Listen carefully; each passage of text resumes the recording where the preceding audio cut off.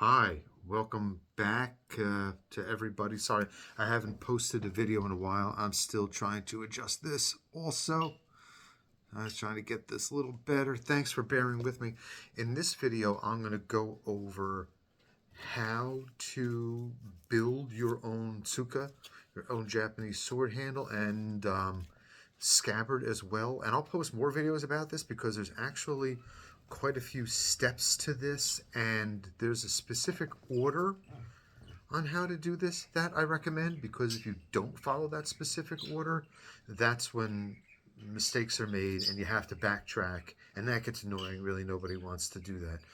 So let me start by showing you my current project that I'm building around this blade that I'm going to later have polished. And then that gets to part one that I recommend is, if you're going to make your own handle and your own scabbard, yes, this can be done well, very well, in the right way. And I'll show you examples later on of things I've already done. But I really highly recommend you do it to a blade that is not in a full state of polish yet, because there's a lot of handling of the blade and tang, and the cargo, fitting it into the scabbard and fitting the pieces onto the blade. So there's a lot of touching of the blade, not with hands, but even with cloths and stuff. It's a lot of where the blade itself is handled. So you want as little of that as possible on a freshly polished blade. So this is the blade in question. It's in good shape, but it is not in fresh polish. Still in good shape, but it's not like in fantastic shape. So I'm trying to look at the camera here. Sorry, bear with me. This is the phase that I have it in now.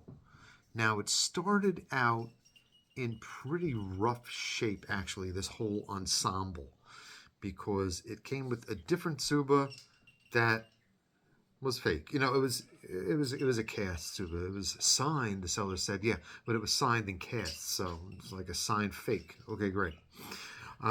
This one is better, and I'm going with like a kind of ivy-shaped theme. That's another thing I recommend if you're going to build your own fitting set, your own koshire, is take the time to stick with the theme. The things you want are out there. You have to be patient. Try not to settle for things you're going to regret later. Wait a few weeks, wait a few months if you have to. It's okay. So I have this together. It's all rather tight at this point, but I'll show you some of the things I had to do and the modifications I had to make. Again, so I'm going to start by taking out this pin. Yes, this is a bamboo pin. There's a reason why they recommend bamboo or buffalo horn. I'm going to replace this makugi, this pin, with buffalo horn, but it has to be pretty specific. And you'd be surprised, or if you've been into Japanese swords before, maybe you won't, of how many things have to be very specific. They have to fit specific. Even this little bamboo makugi pin, I had to shave down with the razor knife until it fit in here precisely, because too big, it's useless. Too small, it's useless. So it fits nice and tight in there, and that took time. That took work. These things seem like small, insignificant pieces. Don't lose this. And see, this whole thing fits tight. It fits good. No back and forth. There's no up and down play. Well, there's a tiny bit, but there's not a lot, because that's just sloppy. So I'm kind of deconstructing this. I'll work a little backwards to show you the steps that I used. So again, I've shown this in the past.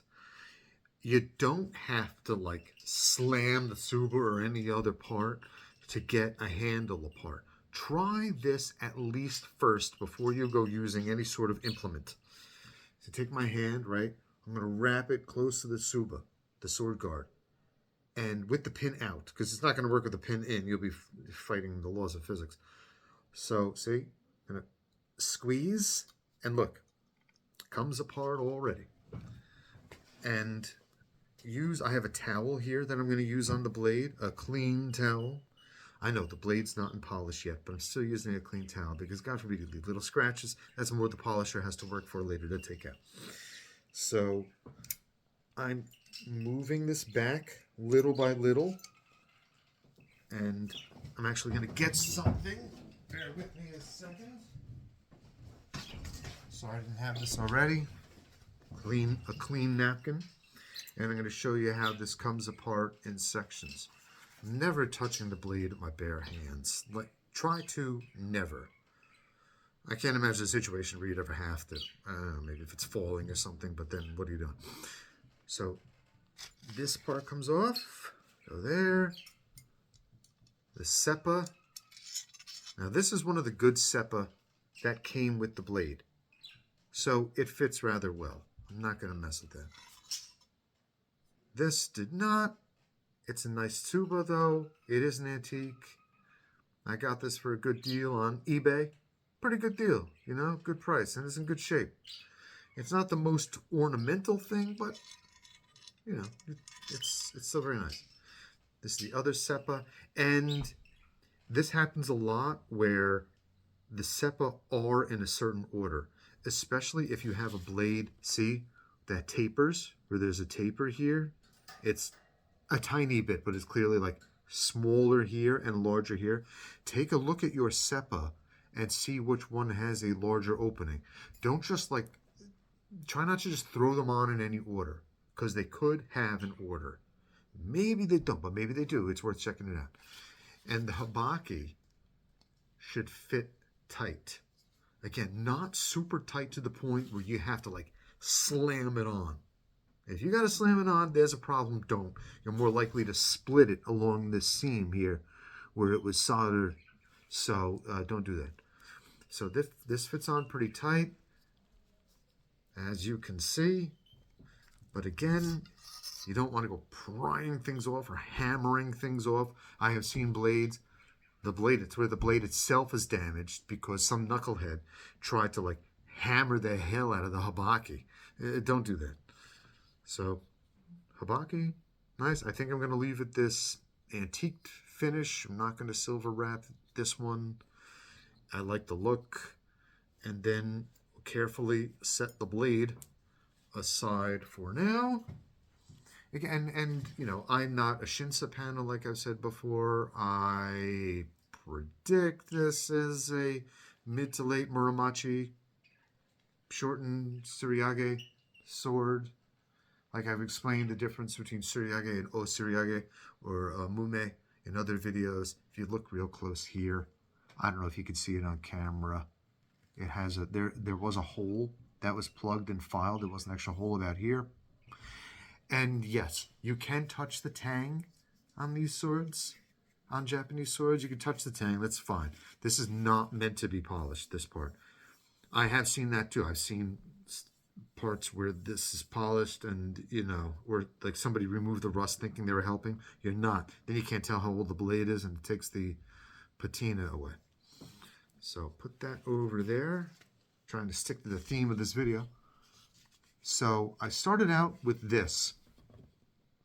And I bought this. And of course, this is a Fuchi. You can see that. I'm trying to hold that up to the camera so you can see the detail. It's a very nice looking Fuchi, and it's Kashira. It's matching Kashira is upstairs. I don't need it quite yet for this part. So what I did is, I use poplar wood. I know there's going to be some purists who say, oh, why don't you use the traditional honoki wood? It's a honoki is a kind of like Japanese magnolia wood. But it's to me it's cost prohibitive. You can get it if you want to, but it's not really necessary, I don't think. The poplar, especially if it's aged poplar, this has been in my basement for like 5-6 years. It's very dry. It's pretty hard too by this point. And it's very dry. There's no sap left. There's no knots.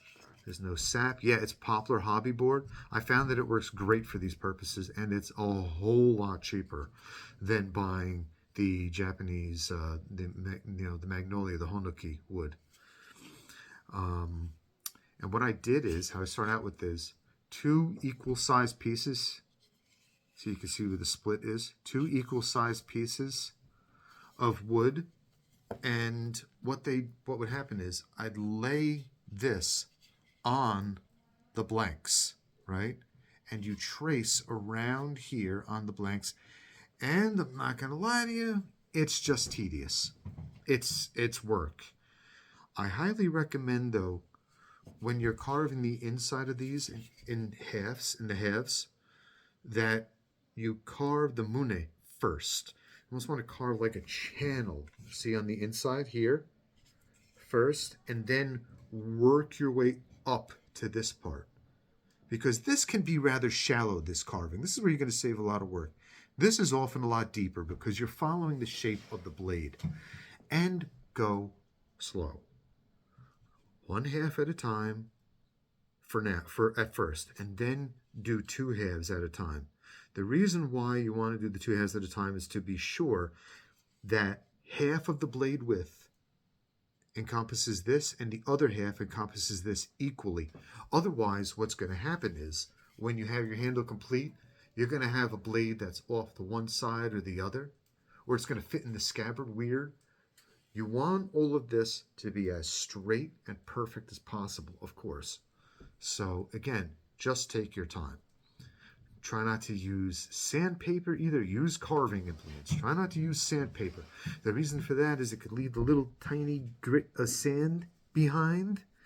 It get trapped in there, or if you're not really extremely careful in cleaning it, you're going to find a problem later. All it takes to like mess up a freshly polished blade is like the tiniest little hard particles, and then there goes your work and money. So my next step after that is, this started out as more of like a rectangular straight blank, but if you take a look at a lot of sword handles, they actually have a taper to one side. This one's very subtle. It's supposed to curve the handle. In some cases, I like to do this, should curve a little bit along with the curve of the tang and the blade. See, the tang kind of curves. Again, I don't want to hold the blade part too much. It's not arrow straight, so the handle shouldn't be either. The handle should follow the curvature of the blade and then the scabbard you're going to make for it. This is where it's okay if this takes time. Go slow. Because the more you rush it, the more you're going to end up with something you are regretful about instead of proud of. All right, so after I did that, I shaped the middle to be a little bit more narrow as well. Because if you'll notice, a lot of Japanese sword handles, go and look this up. Look up, Japanese swords, tsuka, Tsuka. Look up, examples in museums and stuff, and you'll notice a lot of them, it's not this arrow straight thing. It's a slight bend to the curvature of the blade, and it's narrower in the middle. So I narrowed a little bit in the middle, and I'll accentuate this a little more as the handle nears final completion. And then I did this one last night. I put on my strips of ray skin. Now, again, I am not spending a ton of money on this ray skin. I'll be honest with you. I bought the ray skin off of eBay. I don't know where it comes from. I don't know if I want to know. It's I don't get the bleached ray skin. I think it looks too white. It looks too much like this napkin, the bleached ray skin. See the difference? This is more of a natural color. I just think this is what it should look like under the wrapping. You get the bleached ray skin, it's like this. And you can get it in various colors, polished or not polished. I just think it's much more of a traditional Japanese look to have a natural finish with the ray skin all around. And what you'll notice when you get the ray skin is when you get it, it's going to be hard. It's going to be like rock solid in this roll, right? But if you soak it in water, not for a long amount of time either. You don't have to like soak it overnight or anything. Just 10 minutes, and it becomes very pliable. And then you could do that. But, before that, you really got to measure this part across. So what I did is I measured across, came like 1 inch and 1/16. I know it sounds silly, like 1 inch and 1/16, but you know what? I want to be exact. This is a very exacting thing, anything to do with the Japanese swords or Japanese anything. They don't do things halfway. So I measured about 1 1/16 across the ray skin. And when it's soaked in water and it's soft, you can cut it with scissors. That's a good thing. You can cut it with scissors. So you measure it out. I had a Sharpie that, you know, I dried the top of it a little bit so the Sharpie would stick, right, when I had it in a panel. So I cut 1 1/16. I cut 2 strips of 1 1/16. Always cut them a little bit longer than they need to be too. It's always better to cut off excess than it is to find out, oh my God, I needed to cut more. That's a hard time joining that. So, and your ray skin, if you're working with one ray skin, is going to come with nodules. Closer towards the head part of the stingray are the larger nodules. And I tried to have the larger nodules on this side, right? This side of the blade, in my experience, this is where they are. So I'll cut one strip with the larger nodules, and the larger nodules are, in any blade I've ever handled, like the thin sword I've ever had, towards the top, towards the Kashira part, not the bottom. They're not all the way here. The reason why you don't want to put the nodules up here is because when you go to put the Kashira on and make your final knot, the nodules are just going to end up being covered, and it's like, why did you go through all that work? You should see the nodules. So the final knot's going to take up like this much space probably. If I have to cut it down a little bit, maybe that much, where you're still going to see these large nodules. That's what you want to see. But only on one side. It's not necessary to have the nodules on the other side. So over there, I have the other strip that I'm going to put here probably tomorrow. I'll have more time to do that tomorrow. And let me stop you there. It's not that simple of just, okay, I'm just cutting a piece of ray skin and gluing it on. The reason being is because if you do that, you're going to end up with a ridge here that you're definitely going to see when you go to put the ito, the binding on, right? And especially as it gets worn more, and that's just going to look crummy. It's going to look bad. You want the whole thing as smooth and as seamless as possible. So what I did is, let me show you the other piece of race. I have this piece of ray skin. This is the unused piece so far. I'm going to place it here, right? And make sure it's even. Not like, you don't want it like this or like this, right? Make sure it's even. And then I'm tracing along here, right? When I keep it flat, tracing along there. And then taking this piece off, and I'll cut along the line I just traced an impression, like a little dip, right? Like almost like, so it's has a profile of like a road. It's so the edges of this ray skin here have a place to go into. Otherwise, they sit proud of the surface. You see that? That's not, you don't want that. You don't want it proud of the surface. You want it like I have this piece. That's why this is a smooth transition. I could do this. I don't feel a ridge. There is no ridge. See? Look down there. This way, when the wrapping goes on, there's no ridge that's prominent or present at all here either, which is ideally what you want. In a separate video, I'll show you how to do the wrapping, because I've done that before too, and that's a whole process. And if I'll go very quickly too on the scabbard part, because I have the original scabbard, the saya, for this sword here, and I'll just be very blunt with you and share my thoughts on that. So this is the original handle to that sword that came with it. This is the antique one, and this was a little bit of a different construction. What they did is they had this part, the ray skin would go here, and it wrapped around here. Of course, when I got this, there was only one or two very thin sections of ancient ray skin that's like fell right off. The reason why I decided to go with a new handle is because I wasn't comfortable with that, with having the ray skin take up too much of where the Kashira's gonna go, and I thought the handle should be a little longer. This one is, I guess, decent for my handle size, but see, I'm running out of handle down there. by the time you put the fuchi here. And I'm not a big person with big hands either. So I thought it would look better a little bit longer. And wood does shrink over time too. It's not as tight as I would want it, but my new handle, sorry, I'm napkin. My new handle definitely is.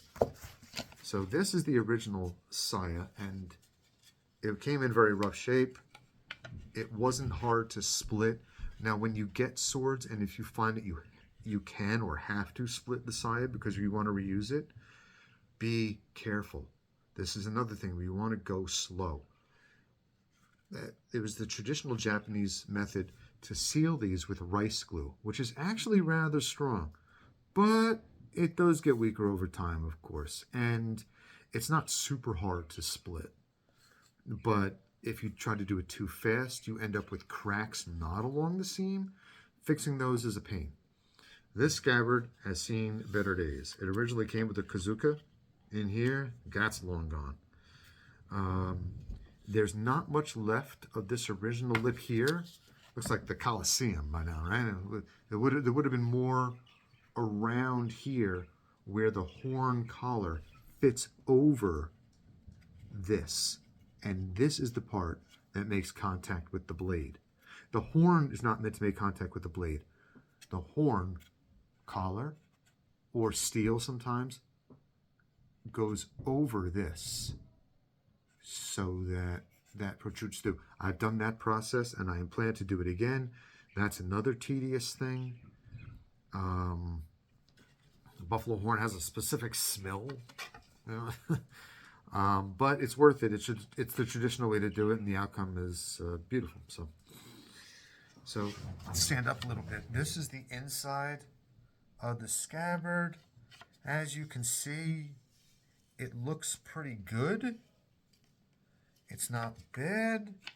This is what's left of the original urushi, and it did chip along the back and front.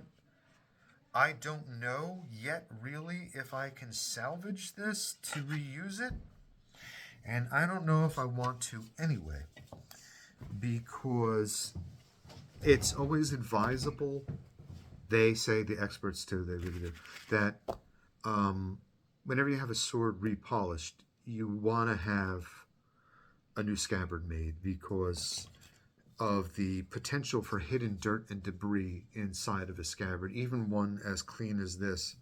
If you just do this with your finger, you know, you look like this, and you come up with stuff, and you don't know what could be in here that could damage a freshly polished blade until you find out. And you might end up finding out the hard way. That's a real shame.